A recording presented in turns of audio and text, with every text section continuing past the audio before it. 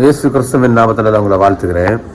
இந்த நாளில் மத்தேயு 4ஆம் அதிகாரம் 19வது வசனம். அதில் இயேசு கிறிஸ்து சொல்கிறாரு, என் பின்னே வாருங்கள், நான் உங்களை மனுஷர்களை பிடிக்கிறவர்களா ஆக்குவேன். அப்போ அவர் என்ன சொல்கிறாருன்னா, எனக்கு பின்னாடி வாங்க, நான் உங்களை என்ன பண்ணுவேன், மனுஷனை பிடிக்கிறவராக மாற்றுவேன். இப்போ இந்த நாட்களில் இயேசு கிறிஸ்துக்கு ஒரு வாஞ்சியாக இருக்கலாம், எண்ணங்களாக இருக்கலாம், சிந்தனைகளாக இருக்கலாம், இல்லைன்னா அவர் நமக்கு நம்மளை அழைக்கிற தேவன் உண்மை உள்ளவர். எதுக்கு அழைக்கிறாருன்னு, அவருக்கு பின்னாடி நீங்கள் வாங்கன்னு சொல்ல காரணம், நம்ம நிறைய பேர், கிட்டத்தட்ட 800 கோடி மக்கள் இருக்கிறாங்க. எத்தனை பேர் இயேசு கிறிஸ்து ஏற்றுக்கொண்டார்கள் என்று தெரியல. இயேசு கிறிஸ்து அறிந்தவர்கள் அநேகர், ஆனால் இயேசு கிறிஸ்து ஏற்றுக்கொள்கிறவர்கள் மிக கம்மியானவர்கள். அப்போ இயேசு கிறிஸ்து ஏற்றுக்கொள்ளாதவங்க, ரட்சிக்கப்படாதவங்க, இன்னும் சொல்ல போனால் அவர் சுவடுகளை அறியாதவங்க எங்கே போவாங்கன்னு பார்த்தா நரகத்துக்கு போவாங்க. அப்போ அப்பேற்பட்ட ஜனங்கள் நிறைய பேர் இருக்கிறாங்க. அப்போ அதனால தான் இயேசு கிறிஸ்து சொல்கிறாரு, என் பின்னே வாருங்கள், நான் உங்களை மனுஷர்களை பிடிக்கிறவாக்குவேன். அப்போ இயேசு கிறிஸ்துக்கு பின்னாடி போகிறதுக்கு சில பேர் அல்ல நிறைய பேர் தேவனுக்கு தேவைப்படுகிறார்கள். இன்னும் சொல்ல போனால் இன்றைக்கி நம்ம கிறிஸ்டியன் லைஃப்பில் இருக்கிறோம், வசனத்தை தெரிந்திருக்கிறோம், ஆழமான சத்தியங்கள் அறிந்திருக்கிறோம், சபைக்கு போகிறோம், ப்ரேயர் பண்ணுறோம், ஒர்ஷிப் பண்ணுறோம். ஆனால் நாம் இயேசுக்கு பின்னாடி போகிறோமா?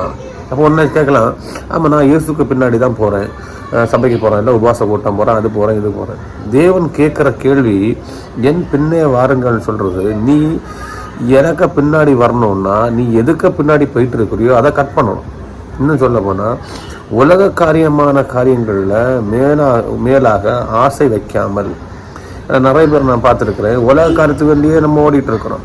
இன்க்ளூட் நானாக இருந்தாலும் உலக காரியத்துக்கு வேண்டியே ஓடிட்டு இருக்கிறோம். நம்மளோட சிந்தனைகள், எண்ணங்கள் எல்லாம் நெக்ஸ்ட் என்ன பண்ணலாம், நெக்ஸ்ட் இந்த உலகத்தில் 80 வருஷம் இருக்கிற நாட்களில் என்ன பண்ணலாம், அப்படி ஒரு சிந்தனையில் தான் ஓடிட்டு இருக்கிறோம்.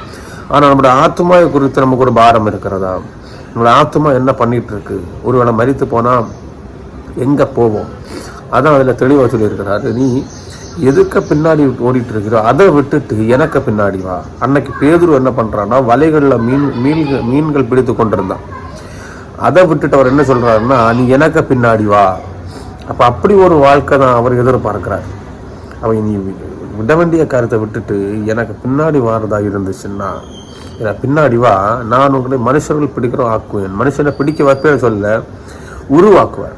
ஒரு மனுஷனை பிடிக்கணும்னா ஃபஸ்ட்டு அந்த மனுஷன்ட்ட நம்ம சில காரியங்கள் அவனை குறித்து அறிந்திருக்க வேண்டும். அவன்கிட்ட எப்படி பழவணும்னு தெரியணும். ஏன்னா பல தரமற்ற மக்கள் இருக்கிறாங்க, பல கேரக்டர்ஸான மக்கள் இருக்கிறாங்க, கவலைகளில் இருக்கிறாங்க, கஷ்டத்தில் இருக்கிறாங்க, சில பாரத்தோடு இருக்கிறாங்க, எதிர்பார்ப்போடு இருக்கிறாங்க. அப்போ இவங்கள்ட்ட எல்லாமே நம்ம பேசணும்னா, இயேசு கிறிஸ்து எப்படி சாந்தமாக பேசினாரோ, என்ன கேரக்டரில் பேசினாரோ, எவ்வளோ தூரம் அருமையாக அவர் பேசி ஒரு ஜனங்களை கர்த்தருக்குள்ளாடி கொண்டு வந்தாரோ, அதுபோல் நாமளும் அவருக்கு சுபாவத்தின் படியாக மனுஷர்கிட்ட பேச தொடங்கணும், சுபாவத்தின் படியாக மாற்றத்தை செய்ய தொடங்கணும். அதான் அவர் சொல்கிறாரு, நீ எனக்கு பின்னாடி வாரதா இருந்தால் நான் உனக்கு ட்ரைனிங் கொடுக்குறேன், எப்படி மனுஷனை பிடிக்கணும்லாம் நேக்கு சொல்லி கொடுக்குறேன்.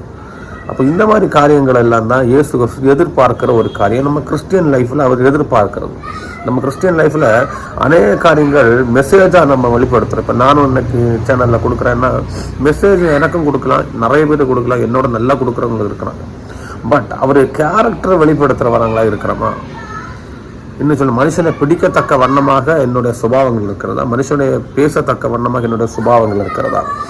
அதான் அவர் தெளிவாக சொல்கிறாரு, நீ என் கூட வர்றதா இருந்துச்சுன்னா நான் மனுஷனை பிடிக்கிறவனா உன்னை மாத்துறேன்.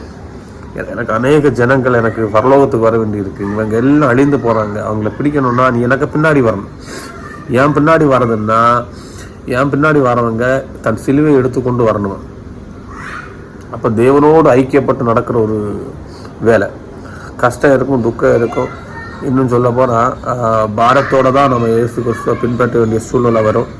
எதா இருந்தாலும் அதில் ஒரு முற்றுப்புள்ளி இருக்குது, என்னன்னா மனுஷனை பிடிக்கிறவர்களாக நம்மளை மாற்றுவார். இப்போ நாட்களில் நம்ம எதுக்கு பின்னாடி போயிட்டுருக்கிறோம், நம்ம கவனமாக இருக்கணும்.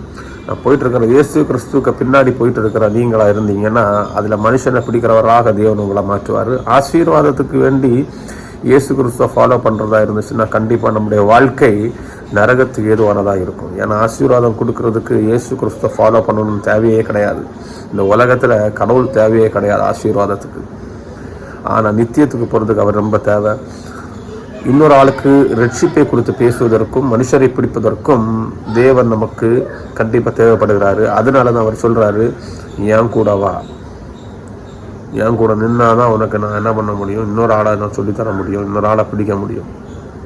நாட்களில் தேவன் அவரோட ஆர்வம், அவருக்கு பின்னாடி போங்க, நம்மளை மனுஷனை பிடிக்கிறவங்களா தேவன் மாற்றுவார். ஆமேன்.